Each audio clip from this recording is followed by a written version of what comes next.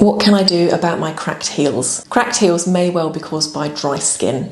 Our heel has to accommodate 3 times our weight every time we take a step, so our skin has to stretch and contract every time, and if it's not well hydrated, our skin can start to split. One of the things you can do is to change what you wash with. So things like soap and shower gel, anything that foams, is a detergent and can really dry our skin out. So changing to an emollient wash can be very helpful. Most of the skincare brands you'll have heard of will have a wash product. Hydromol ointment, E45 wash, Eucerin, aqueous cream. There are many different products to try. My cracked heels are really stubborn. Why are they not getting better? One problem can be if you have a fungal infection. Another reason why heels can crack is if you have an infection. Another reason can be a skin disease. So something like psoriasis can affect your feet and can cause your heels to crack.